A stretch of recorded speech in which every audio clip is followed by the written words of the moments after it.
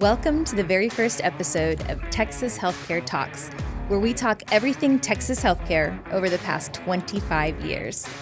We're your hosts, the amazing Steve Rios, the illustrious Philip Ashmore, and I'm Misty Masters, HBIC. Just kidding. We've been together a long time now, guys. I know Phil and I have worked together for 25 years. And Steve, how long have we worked together? It's about 17 to 20. Okay, we'll just say 2 decades. 2 decades. 2 glorious decades Amen. of togetherness. You know what's wild about that is you said 25 in my brain. We've worked here for so long, been together for so long that I'm thinking, is it 26? Is it 25? Well, this year will be 26. Okay, this year. We haven't quite hit We're there yet. coming This up on summer. 26. Yeah, we're coming up on 26. And which this is crazy. year 17 for me straight, but before that, so yeah, it'd be probably 20. Yeah. Well, when you think about it, I was 21 when I started, and Phil was 18, 19. So we've been here longer than we haven't been here during the course of our lifetime. I was 18. Yeah, it's crazy. So we got to thinking, we have so many stories over the last quarter of a century that we wanted to share some of them. So how we're going to kind of kick this off is I'm going to have you guys tell how old you were, what you were doing when you started, and if you want to say how old you are now so we don't have to do math, that'd be cool. And what you're doing now, just so the viewing audience can kind of have an idea of the ride that they're in for. Do you guys want to rock, paper, scissors for who goes first? No. I want to go first because it only Age makes... before beauty, always. Okay. I got the beauty and the age. Y'all just look over there and you'll see. However, let me tell you why I want to go first. Because when Steve says what he came on board doing, and I explain what my job was, all of you guys, next time you see me, you're probably going to say, man, I'm so sorry. That's probably what's going to happen. All right. So I started here when I was 19 years old. I actually started as a driver. I was the second driver. We didn't have very many clinics. Now, you might have to explain why we had drivers, because now everybody just Ubers and Lyfts. Yeah, I know we have Uber and Lyft now. Well, back then, that did not exist. Yeah, nothing. So if patients did not have transportation, we offered transportation. Well, in order to do that, we had to have drivers on staff that would go pick them up at their house, take them to their appointment, and take them back home. I started off as a driver. As the company was growing and we were getting more drivers, I then was the person that was overall driver. So there was a point in time where I had all my buddies, my friends, and my family, which you'll find out very soon, working for me. So I was over the driving department. Did that for a little while, worked in the rehab for a little while. Fast forward 26 years, 25 years, whatever we're at later. Rounding in 26. Director of operations. I went from knowing absolutely nothing about personal injury to where I am today, and now I'm answering everybody's questions. So that's a little bit about my story, Steve. Well, I was one of those people that had to answer to Philip. And at 18 years old, in college, I was probably the 4th or 5th driver that we hired. So I was one of those people that showed up to clients' houses, picked them up, took them to their therapies, and brought them back home. So basically it was like, hey, come in my van. Trust me to get you there. And so that was whenever I was 18. And now, fast forward, there was a break, but I am now the senior marketer at Texas Healthcare. I've been here the longest, and now I'm, all about client relations and, taking care of our clients and filling the needs of things that happen along the way. But it's crazy to think about, Philip's story being like starting off as a driver, and now he's the director of operations, knows everything about PI. He doesn't know some things, he knows everything. And now fast forward to what I'm doing, it's just, it's crazy how this is really a culture of family here at Texas Healthcare, even though we've grown to so many employees. Mm-hmm. I mean, I was 18 and now Nicole's not here. How old am I? 40? I'm 42, I think. It happens, buddy. As you get older, just wait. Hey, that's going to get worse. It's going to get worse. I didn't have any gray hair when I started, and I actually had hair when I started. And now here I am and working for this place called Texas Healthcare, and we have many a tale for you. Oh, yes definitely. All the stories, which frankly, if anybody listening to this has any idea of how painful it was to insure so many young drivers on a corporate company driving policy, I mean, you guys were all, 18, 19, 20? I don't think any of you were legal enough to drink. And trying to insure boys, too. Boys are more expensive than girls to insure at that age. I mean, good Lord, that must have been our biggest overhead expense at the time. Never got a wreck. For the record, never got in a wreck. Hey, so Steve never got in a wreck, and we had many drivers that got in wrecks. We had many drivers that just completely wrecked not only my day, but my entire week. So Steve is, just let me put this in perspective real quick. Steve is 2 years younger than me. Probably when I became like the person that was over all the transportation department, I was 20. When Steve comes on board, he's 18. So you have my 20-year-old self managing an 18-year-old Steve, telling him what to do. I listened to everything all the time. God. I never said no. I never Never said argued. I always said yes, sir. I love this guy, but managing an 18-year-old Steve was absolutely horrible. I bet. Horrible. I bet. Oh, Philip was just doing God's work then. He's doing was. God's work now. That's right. I'm long-suffering. Yeah, you are. Yes. Well, okay. Fun trivia question. I think you both know the answer. Do y'all know what my very first job at Texas Healthcare was before my post-college start in the year 2000? I actually graduated in 1997 from high school, and my dad made me work here just for about a month before I went away to college for a summer job. Do you guys know what he had me doing that summer? If it's Dr. Lesser, I'm going to say you were sweeping floors and cleaning toilets. That's what I think that I remember. Yeah, I'm going to say the maintenance person that had to clean the bathrooms. I did. He made me, my very first day, we had just rented a new space, and there was like this tar substance on the floor, and we weren't open for business yet. We were cleaning it up.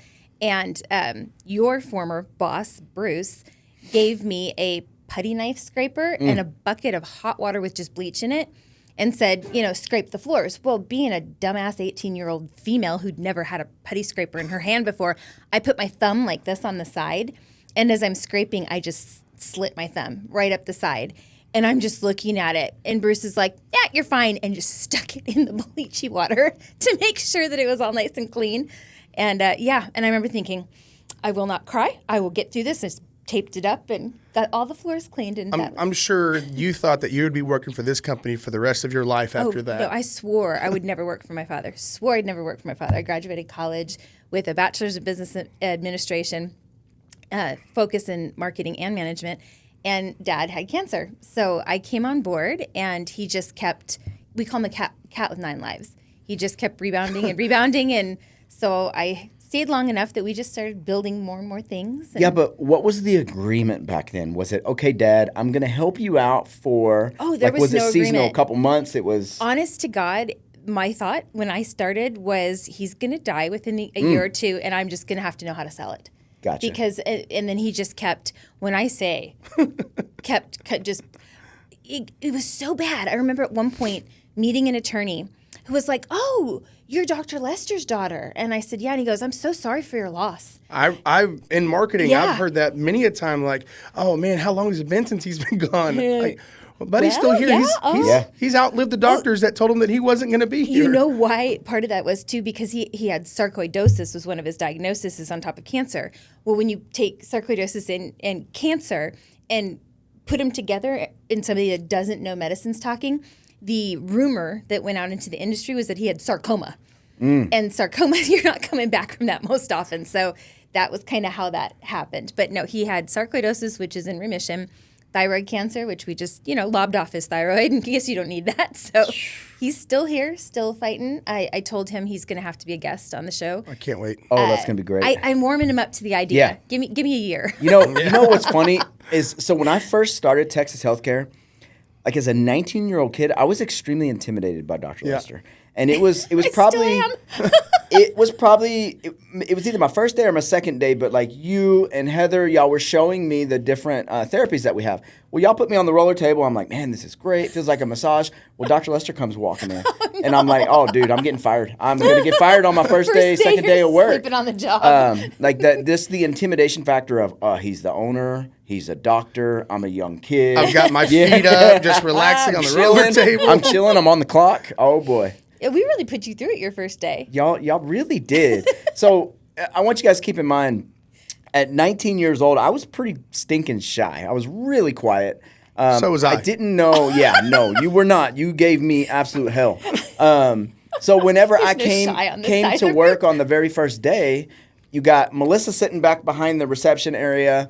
This same energy. She had the same energy back then, like super bubbly, outgoing, except these like crazy curls. Like, Yes. And so I got Missy saying, it's your first day. We're going to take you to lunch. We all go to lunch. We always do it. It's what we do for everybody's first day. And talking 90 miles an hour. And I'm just like, oh, Just like all that. All that. That hasn't changed That at all. hasn't changed. Jazz hands. And yeah, it was a thing. Like culture was such a thing back then.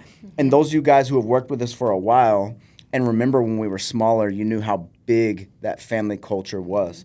To me, that's always been a really, really cool thing about Texas healthcare.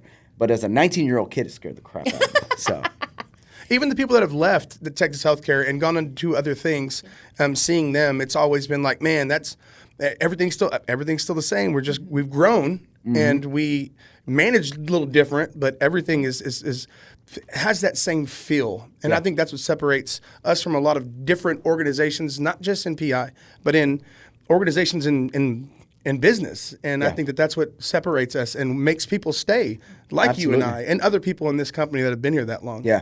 So once you get past like the fear factor that you don't really have to be scared of Dr. Lester unless he's in a bad mood. Oh, Y'all yeah, then go just the other run. way. Just run. Yep. But like you really grab a hold of the culture, and I think that's a huge thing which keeps people here. But on my first day, so not only do I have Missy telling me that everybody's going to take me out to lunch, everybody's like, everything's great. I'm like, man, these people are awesome. They're treating me really well. Everyone's smiling. At the time, the person who hired me, I thought was my boss, wasn't my boss.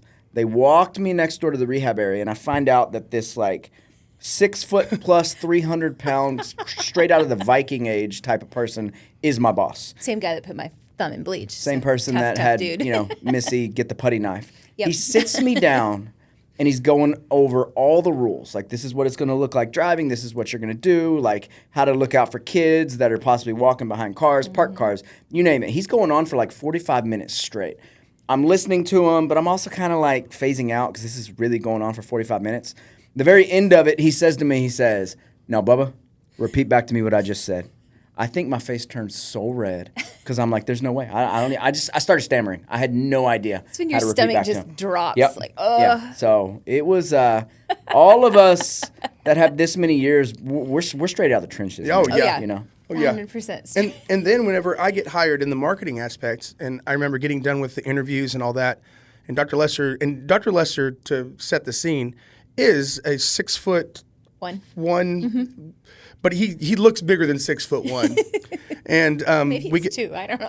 we get done with the interview process, and they tell me that I'm hired, and then he looks at me and he goes, "How's your golf game?" And this was years ago, and I said, "I don't play that stupid game," and he says, "Well, then I'm not going to hire you." And he went and got me my first set of golf clubs, and set me up with one lesson, and now some of my biggest relationships have came on 18 holes of golf, and that was because of Dr. Lester. Yeah, well, he sure as hell wasn't going to try to teach me golf. No.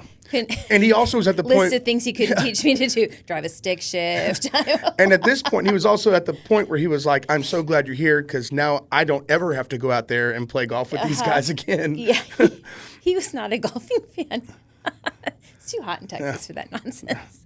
Yeah, y'all are screwed in the summer, yet y'all still go play. Oh, I know. It's So. crazy. So thinking back to, do you have any favorite stories from when you first started? I'll share mine. Being a chiropractor's kid, it's great. I know a lot about healthcare. Know a lot about chiropractic. Been adjusted since I was a couple minutes old. But there's things I don't know how to do. Don't know how to adjust a patient. Don't know how to develop X-ray film. Now we have digital nowadays, but back then you had to go in a dark room and all that. My very first day on the job, the doctor was like, "Get in there and develop those X-rays." And I was like, I don't know how to do that. Yeah. Yeah. So, what'd you do?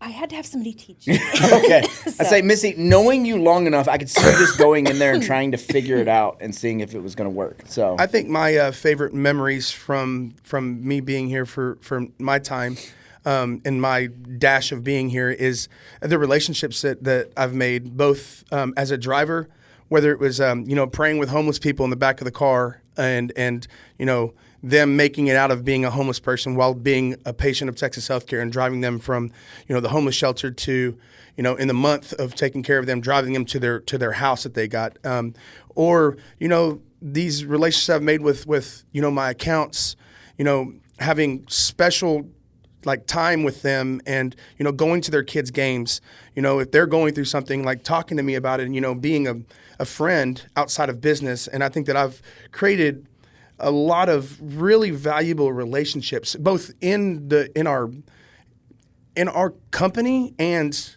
the people that trust us with their clients. And I think that it's really taught me a lot about, who you are as a person and it being bigger than you while we're helping these people, while also helping the people that help you along the way. And I think that it's taught me more about who I am and being a good person, which we're all going to fail, but having some great relationships. So I think that that's the key to life is relationships. Mm-hmm. And I think that one of my favorite things of Texas Healthcare has allowed me to make beautiful lifelong relationships inside of what I do.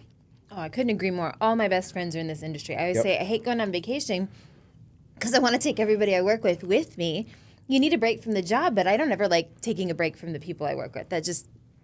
They're my family. Yeah, literally and figuratively. And we've always made it really fun. And I think it's really cool. It says a lot about us that we actually put the word fun in one of our core words because we realize you go to work, you have to work 8 hours a day. Well, nobody wants to be miserable at work, and you should be able to have fun. Exactly. Right? Highly productive, produce quality work, but also have fun in doing that. So that's a big thing with our culture. Oh, yeah. For sure. And even in our marketing team is got a very, and I'm talking from my very first marketing boss and group that I work with to my team that I have now. I have made lifelong relationships with that team mentality, and I think we carry that team mentality in Texas Healthcare. My girls that I work with right now are special, and we enjoy time with each other, and that's rare too.